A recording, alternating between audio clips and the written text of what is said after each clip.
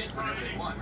They have a limited amount of tires, so they're going to have to do the most restarts on older tires. So, especially these young guys, hopefully they've got someone in their ear with experience saying, work your tires in. And you can really feel it at this racetrack. You're going to see, and I'm sure we're going to look at it, how this track will get darker as the run goes on. It will get wider as the caution laps start to click off. But it's important. That rubber's going somewhere, right? It's going on the surface of the tire. You got to scrub to get it off. A story like today that was different last year than what we've seen historically here is which lane you choose if you're the leader. We're going to see Taylor Gray's on the bottom. Typically, you didn't want to be on the bottom. It would like stack everybody up, and the outside had the momentum. Last year, we saw the bottom work just fine. I don't know what made that different, but Taylor's going to have a decision to make here in a little bit. Does he want to be on the bottom? Does he want to be on the top? One of the storylines that's been at the forefront the first part of the Xfinity Series season has been Junior Motorsports, all their success. Best qualifier for that group today, Connor Zilic starting third. We heard the story a minute ago from Dylan. Now here's their pep talk on the radio. And we'll find ourselves where we were last weekend. Good race, man. Thank you guys for all the hard work. They're doing good, man. They're doing good. Get back to these races.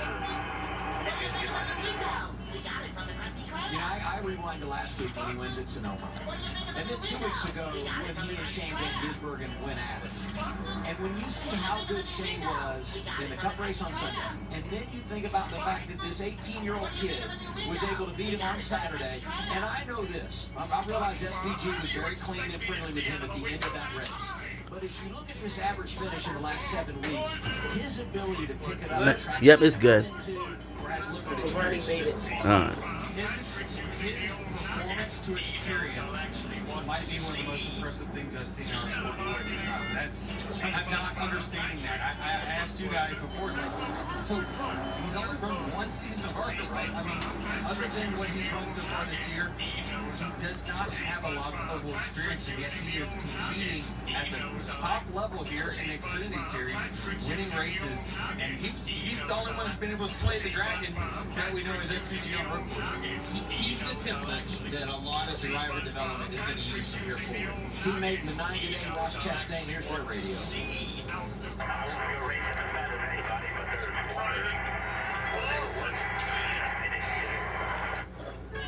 Now that was his report on the radio, and not sure exactly when he made that comment. You see a little moisture here, but the one to go has been given. Lights are out on the pace car, so tiptoe, be careful, as if this place wasn't challenging enough. It doesn't look as bad in the TV booth as it does in the car. Of course.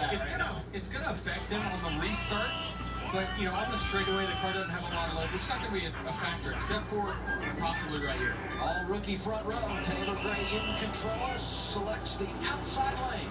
Green flag in the air. We're racing at the Monster Mile. Taylor is ready for that start. Good launch around the 54 to get the track position he needs, kind of control that corner down at turn 1.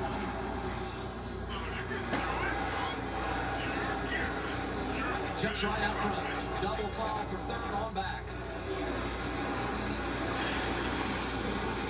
You gotta remember it rained and they blew the whole racetrack off. So this first run, you can't get like confused with what your car is and the amount of tire wear. The tires are going to wear more this run than probably any run that we have today. And your balance is going to change probably more throughout this run than any run you have today. So if things aren't going well, don't freak out inside the car because the track's going to go through a huge transition. Yeah, this is the freest the cars are going to be all day long. So that's why it makes it even more treacherous right now to run underneath somebody. Connor right now is trying to be as patient as he can because he knows this racetrack's going to come to him. He doesn't want to make him take a mistake early. Yeah, and if you're Brandon Jones in that situation, you need to give him a little room because you want that same respect. It's just racing smart because if Zilic gets loose, he winds both of you out. You're kind of both guilty for that. I saw Chastain underneath there, Almirola as well. I mean, super loose. This race for 10, 25, Harrison Burton, number 0, Sheldon Creed. Just in front of them, the 2, that's Jesse Love. Got a DNF at his home track last week at Sonoma, looking to bounce back and going after Jeff Burton for a spot on track. And he takes it. That's for 8. Yeah, the one thing I noticed about Jesse Love is as they went down into turn 22, he made kind of a diamond of the racetrack, washed up, and then got this massive run to get by Jeff Burke. You see Jeff struggling just a little bit through the middle of the corner there. That's such a great move to try to make that straightaway longer to get inside of somebody.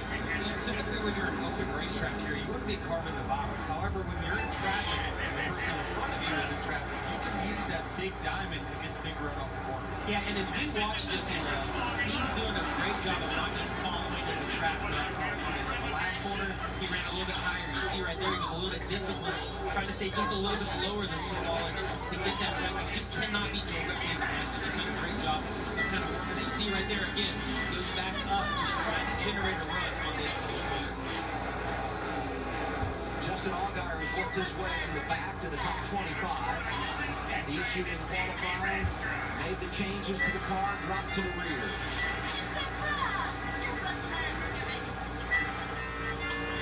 There you see the 7.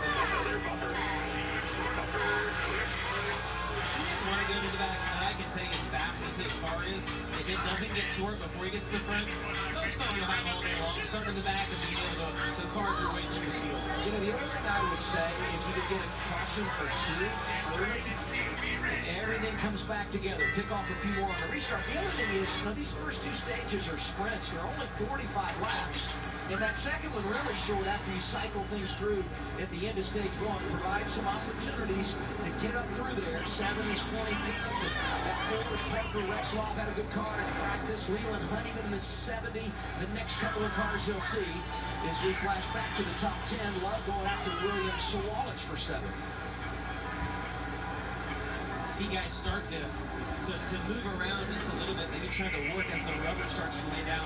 We kind of reference that as chasing the gray, and they're just chasing the lighter part of the racetrack, trying to find some grip, and it doesn't work for everyone. Depending on what your balance is, typically if your balance is a little tight, I always found that when you chase that gray, you can find a little bit of front grip. This is the sound here on board camera. Sawallisch looking back at Jesse Love. So they're chasing Gray, and they are. He's got a half a second advantage over Sanchez. Adam, I love working those in for you. That man, you'll see Bad jokes galore up here in the booth.